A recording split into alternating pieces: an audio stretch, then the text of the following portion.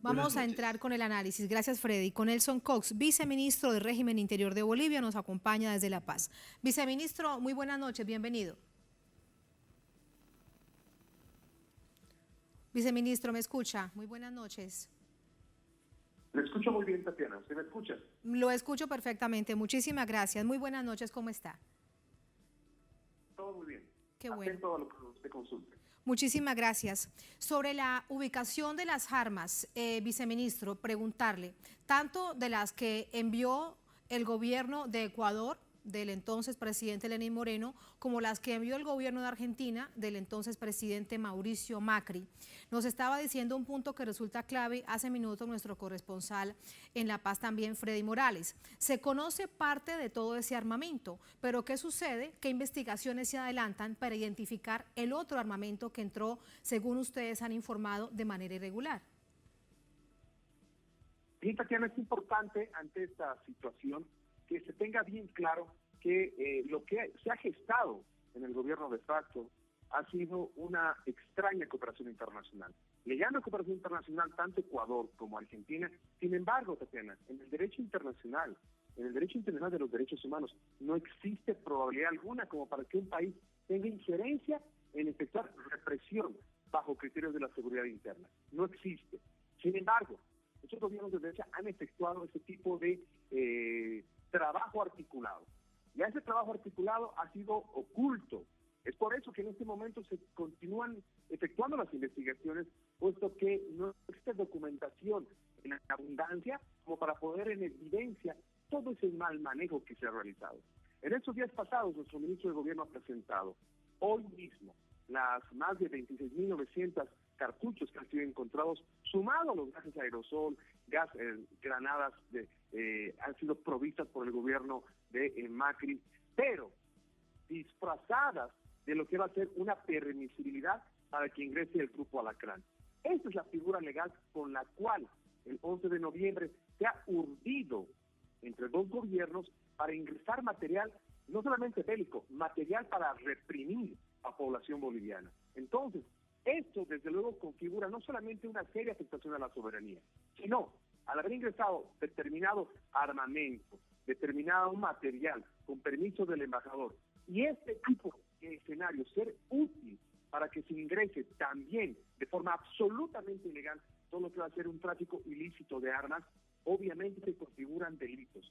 Continúan las investigaciones internas en el trámite administrativo, de ver dónde está la documentación, que actualmente algunos pretenden negarla. Sin embargo, se está efectuando esta revisión minuciosa para poder tener un manejo concreto de dónde está el paradero de este material que ha llegado, no solamente como pertrechos para nuestra policía boliviana, porque la policía boliviana el día de hoy ha sido exhibido a la cabeza de nuestro ministro de Gobierno, todo ese material que estaba oculto, disfrazado, en bolsones que aparentaban una cosa que no es.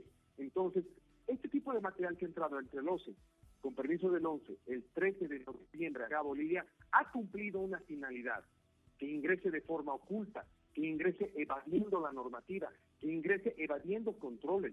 Y esto en un estrecho relacionamiento con la policía boliviana y con las Fuerzas Armadas de las autoridades que estaban detentando ese cargo en ese momento. Por eso es que actualmente, Tatiana, se están enfrentando las investigaciones, puesto que si no existiría la documentación paralela que se está generando en los escenarios de lo que va a ser Cancillería, diplomacia y todo lo que va a ser el manejo consular, tanto en Ecuador como en Argentina, difícilmente se hubiese podido hallar en Bolivia, porque esto ha sido coludido con intereses nefastos. Ellos han generado muerte en Bolivia. Obviamente no les interesa poner de manifiesto esta documentación que se va a continuar buscando y se va a encontrar dónde está el paradero de este tipo de armamento. ¿Cuál es la Auscultando, aplicación? claro, auscultando la Perdón. verdad hasta que se conozca el último de los cartuchos que se enviaron. Ahora, viceministro, estas armas de las que se ha logrado identificar, que están además visibles y las presentaban hoy, ¿cuántas o de qué manera se adjudicaron o si se adjudicaron a las fuerzas militares y a la policía? Y además, si es ya posible identificar si esas armas se usaron, fueron armas letales en contra del pueblo.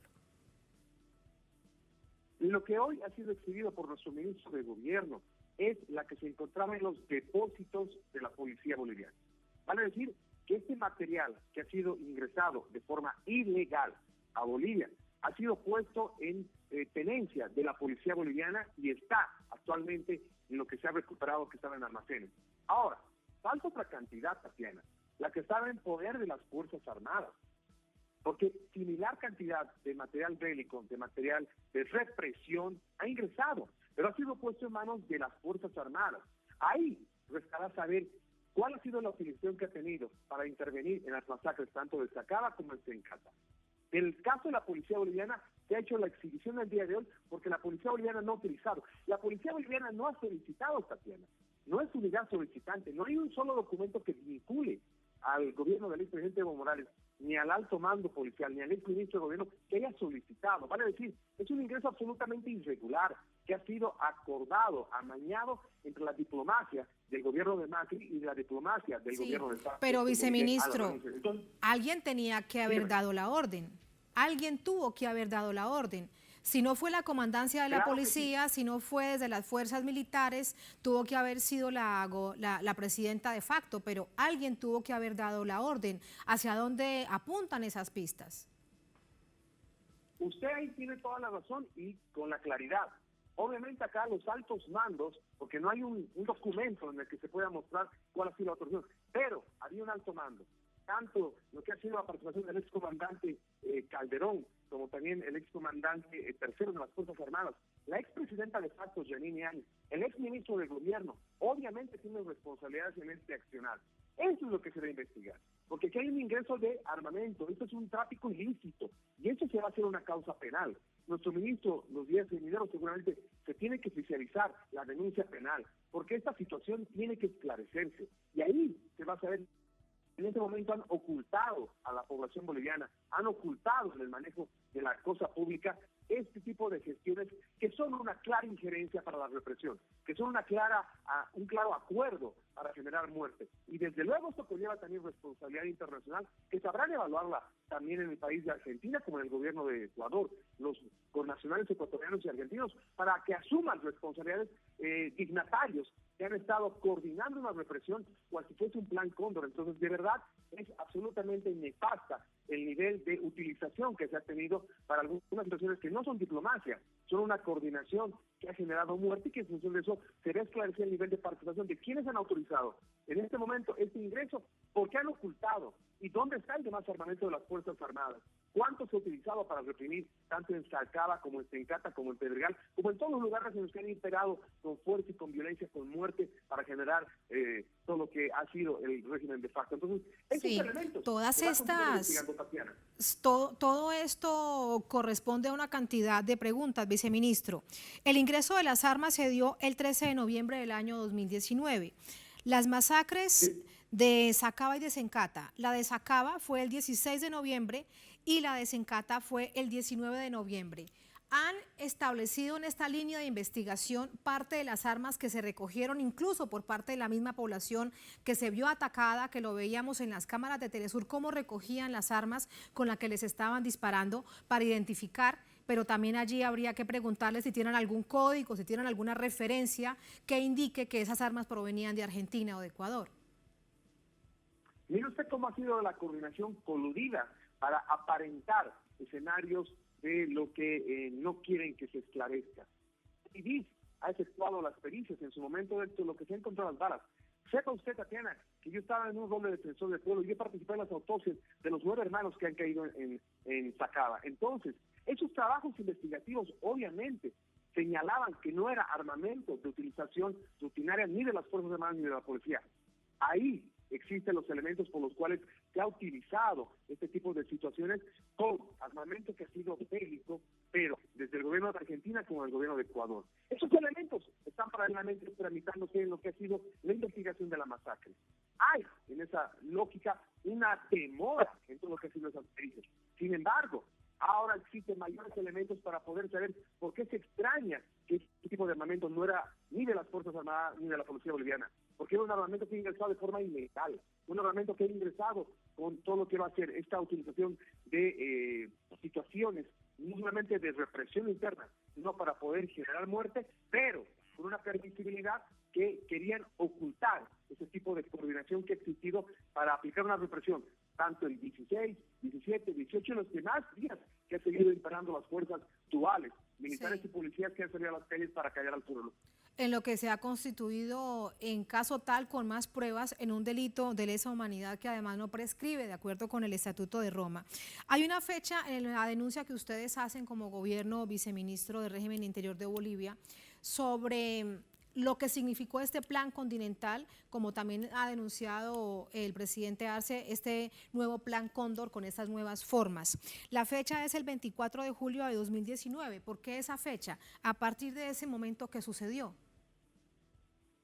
Porque ya en junio del 2019 se adelanta al conocimiento público un pretexto del fraude, un pretexto que ha hecho agenda con eco en los medios de comunicación en Bolivia, un pretexto con eco que ha hecho agenda en los actores políticos en ese momento en Bolivia. ¿Para qué?